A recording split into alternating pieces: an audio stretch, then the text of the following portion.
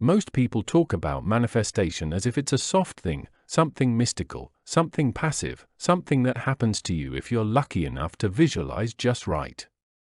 But real manifestation, the kind that shifts your life, rewrites your destiny, and reshapes your world, isn't soft. It's fierce.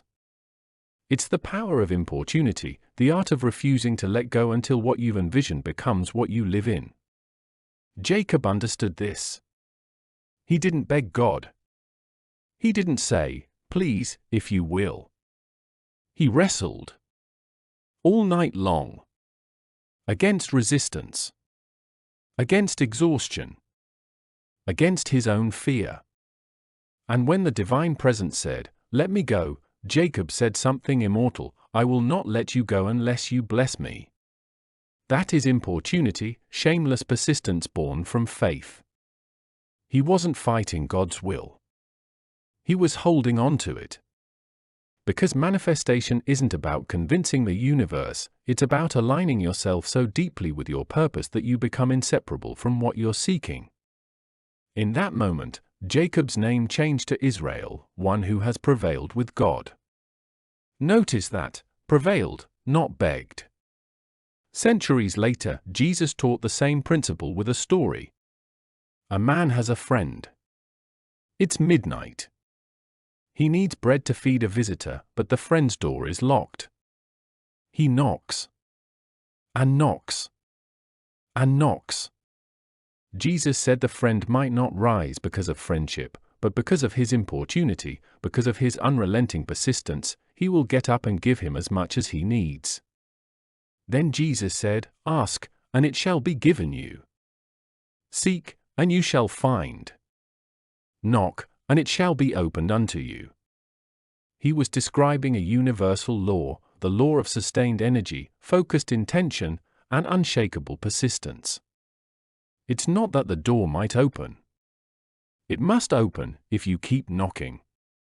Ralph Waldo Emerson once wrote, "Once you make a decision, the universe conspires to make it happen." But what he didn't mean is that you make a decision once and sit back waiting. He meant you hold to that decision until reality has no choice but to yield.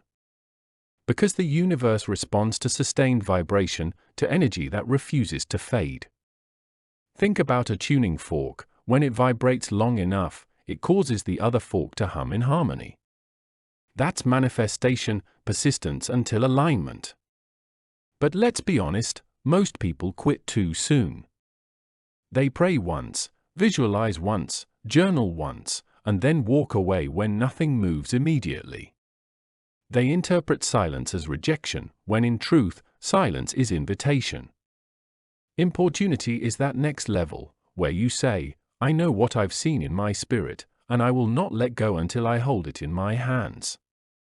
Even philosophers who weren't religious understood this. Friedrich Nietzsche said, "The essential thing in heaven and earth is that there should be a long obedience in the same direction." That's another way of saying, keep knocking. Keep wrestling. Keep showing up. Nietzsche wasn't talking about prayer, he was talking about greatness itself. Every artist, every inventor, every visionary who ever changed the world lived by the law of importunity.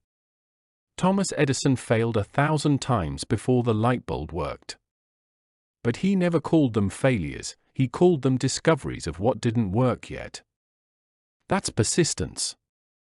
That's wrestling with reality until it blesses you. James Allen, in his classic book As a Man Thinketh, wrote the dreamers are the saviors of the world. But he added something deeper, he said the ones who dream with purpose and patience are the ones who bring heaven to earth. In other words, the dreamer who doesn't quit becomes the doer who manifests. Let's return to Jacob for a moment. When he wrestled all night, he was wounded, the text says his hip was dislocated. And yet, even with pain in his body, he said, "I won't let go." That's how manifestation often feels. Sometimes you'll limp while holding your vision.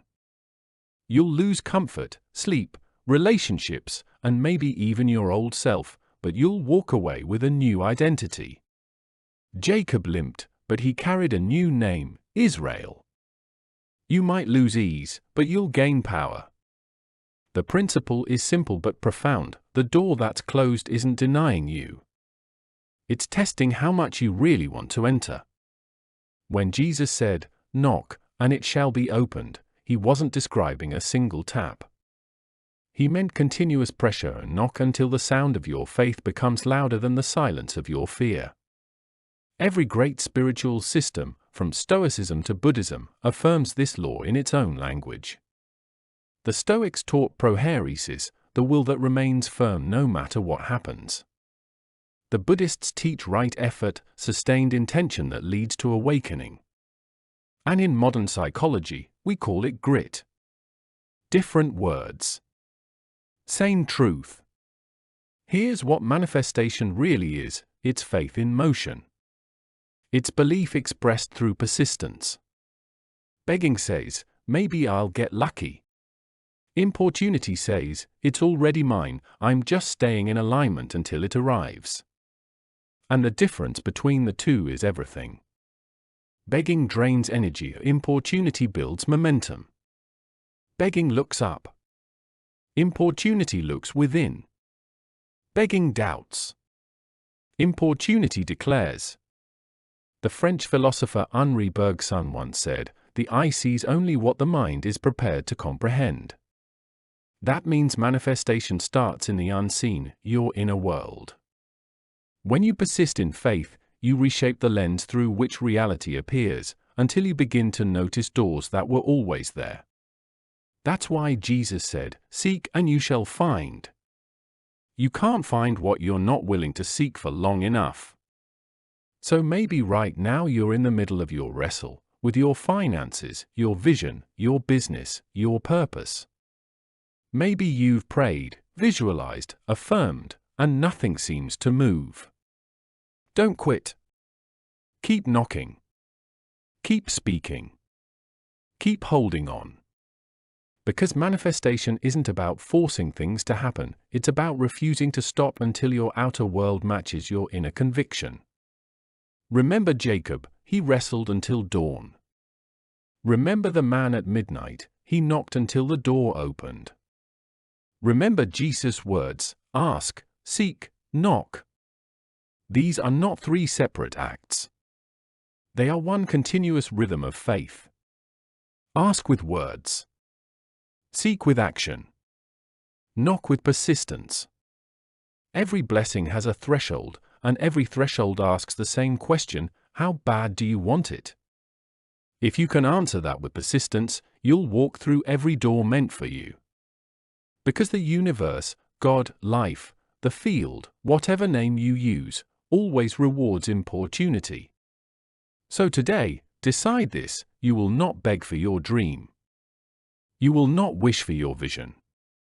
You will wrestle, knock, and persist until it becomes reality.